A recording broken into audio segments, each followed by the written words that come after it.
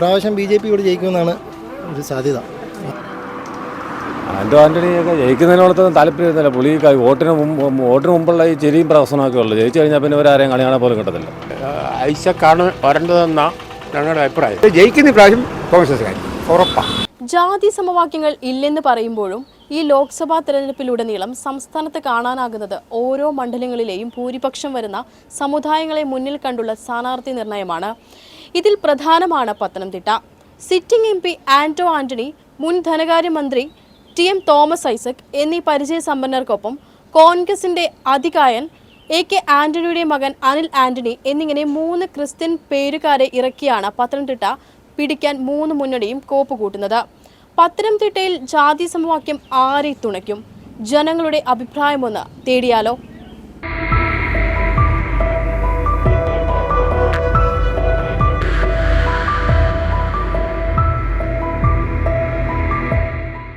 ചേട്ടാ, ഈ മണ്ഡലത്തിൽ ആര് ജയിക്കുന്നതാണ് തോന്നുന്നത്? അതിനെപ്പറ്റി അറിയത്തില്ല.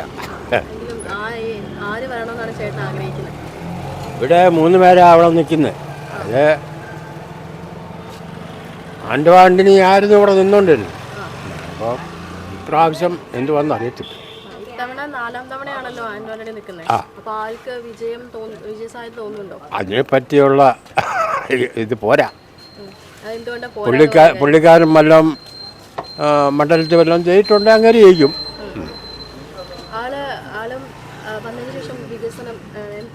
ഇവിടെ വലുതായിട്ടുള്ള വികസനം ഒന്നും വടക്കനേരിയായി വല്ലതും ചെയ്തിട്ടുണ്ടെങ്കിലും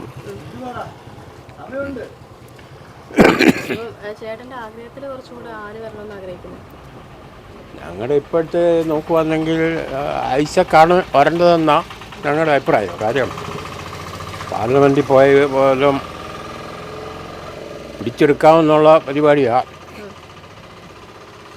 അങ്ങനെയൊക്കെയുള്ളത്.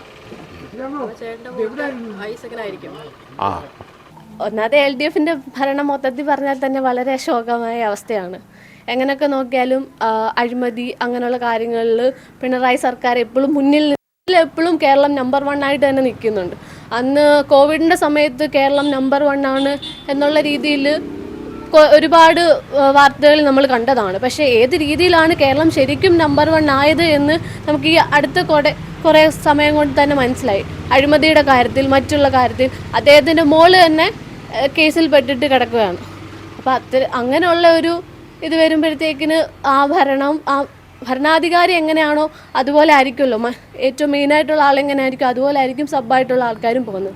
അപ്പോൾ അതുകൊണ്ട് തന്നെ ആ ഒരു ഭരണത്തോട് എനിക്ക് പൂർണ്ണമായും എതിർപ്പ് തന്നെയാണ്. ഒരേ ആൾക്കാർ തന്നെ പിന്നെയും തീർച്ചയായിട്ടും ആഗ്രഹിക്കുന്നുണ്ട്. ഇപ്രാവശ്യം BJP ഇവിടെ ജയിക്കുമെന്നാണ് ഒരു സാധ്യത. കാരണം മറ്റുള്ള 2 പേരുടെയും ഭരണത്തെ ഇപ്രാവശ്യം ജനങ്ങൾ മുന്നോട്ട് വലുതായിട്ട് വെക്കുമെന്ന് തോന്നുന്നില്ല. കാരണം MP ആയിട്ട് ജനിച്ചിട്ട് പോയിട്ട് ആൻ്റോ ആൻ്റണിയെ ഇപ്പോൾ ഈ തിരഞ്ഞെടുപ്പിനെ ഇവിടെ കാണുന്നത്. പിന്നെ മറ്റവരിപ്പം ഒരുപാട് വിഷയങ്ങളായിട്ട് ഇങ്ങനെ കിടക്കുമല്ലേ. അതുകൊണ്ട് അനിൽ ആൻ്റണി ജയിക്കാൻ സാധ്യതയുണ്ട്.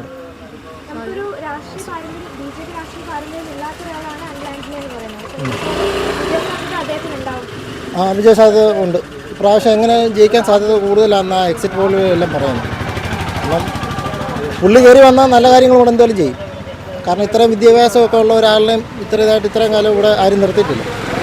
പിന്നെ രാഷ്ട്രീയ പാരമ്പര്യം നോക്കിയിട്ട് കാര്യമില്ലല്ലോ. പുള്ളിയുടെ ആ ഒരു കഴിവിനെയും ആ പഠിത്തത്തെക്കുറിച്ചൊക്കെ ഉള്ളതിൽ നമ്മൾ കൂടുതലായിട്ട് നോക്കണ്ടേ. ഇപ്പോൾ നിലവിലെ MP ആന്റോ ആന്റണി ആണല്ലോ. ആളുടെ ഒരു വികസനം കാര്യങ്ങളും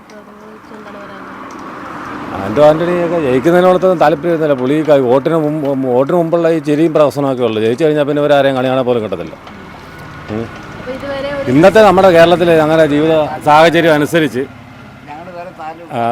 അതൊക്കെ തന്നെയും ഇന്നത്തെ ജീവിത സാഹചര്യം അനുസരിച്ച് ജനങ്ങളെ മനസ്സിലാക്കുന്ന പ്രതിനിധികൾ വരണം, ജനപ്രതിനിധിയാക്കണം.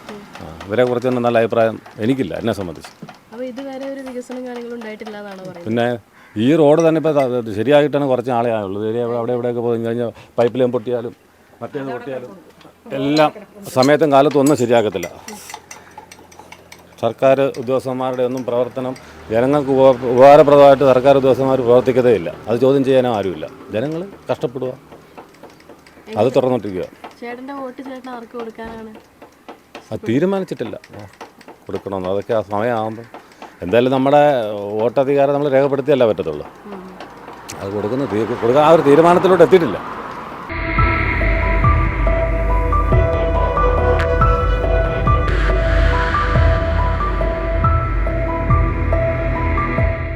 വാദിക്കാനും ജയിക്കാനുമല്ല, അറിയാനും അറിയിക്കാനുമാണ്. ഇനി സത്യസന്ധമായ വാർത്തകൾ നിങ്ങളുടെ വിരൽത്തുമ്പിൽ.